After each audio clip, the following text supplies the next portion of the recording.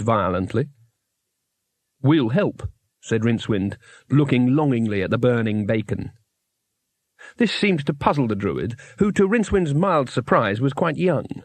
He supposed there had to be such a thing as young Druids, theoretically. It was just that he'd never imagined them. "You're not trying to steal the rock," said the Druid, lowering the sickle a fraction. "I didn't even know you could steal rocks," said Rincewind, wearily. "Excuse me," said Twoflower politely. "I think your breakfast is on fire." The Druid glanced down and flailed ineffectually at the flames. Rincewind hurried forward to help. There was a fair amount of smoke, ash, and confusion, and the shared triumph of actually rescuing a few pieces of rather charred bacon did more good than a whole book on diplomacy. "How did you get here, actually?" said the Druid. "We're 500 feet up, unless I've got the runes wrong again." Rincewind tried not to think about height. "We sort of dropped in as we were passing," he said. "On our way to the ground," Twoflower added. "Only your rock broke our fall," said Rincewind. His back complained. "Thanks," he added. "I thought we'd run into some turbulence a while back," said the Druid, whose name turned out to be Bellerophon. "That must have been you," he shivered. "It must be morning by now," he said. "Sod the rules, I'm taking us up.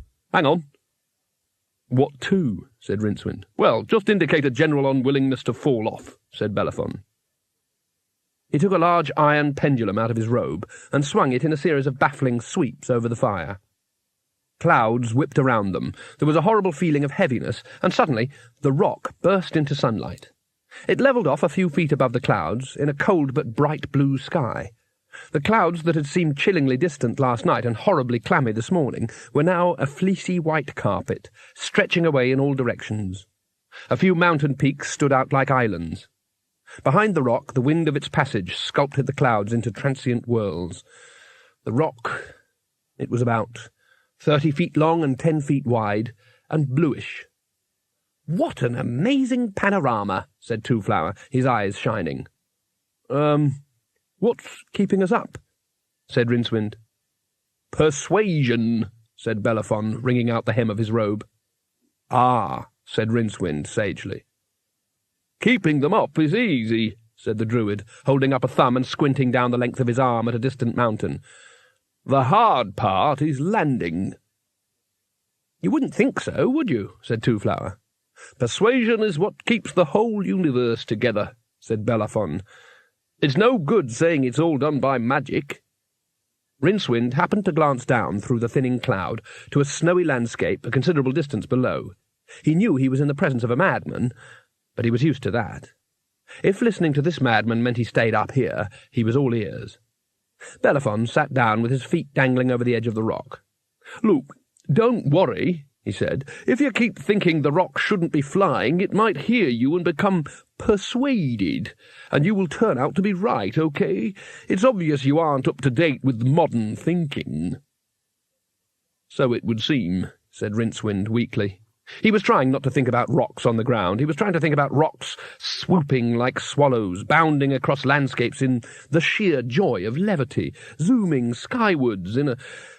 He was horribly aware he wasn't very good at it. The Druids of the Disk prided themselves on their forward-looking approach to the discovery of the mysteries of the universe. Of course, like Druids everywhere, they believed in the essential unity of all life, the healing power of plants, the natural rhythm of the seasons, and the burning alive of anyone who didn't approach all this in the right frame of mind. But they had also thought long and hard about the very basis of creation, and had formulated the following theory. The universe, they said, depended for its operation on the balance of 4 forces which they identified as charm, persuasion, uncertainty, and bloody-mindedness. Thus it was that the sun and moon orbited the disk because they were persuaded not to fall down, but didn't actually fly away because of uncertainty. Charm allowed trees to grow, and bloody-mindedness kept them up, and so on. Some Druids suggested that there were certain flaws in this theory, but senior Druids explained very pointedly that there was indeed room for informed argument, the cut and thrust of exciting scientific debate, and basically it lay on top of the next solstice bonfire. "Ah, so you're an astronomer," said Twoflower. "Oh, no," said Bellerophon, as the rock drifted gently around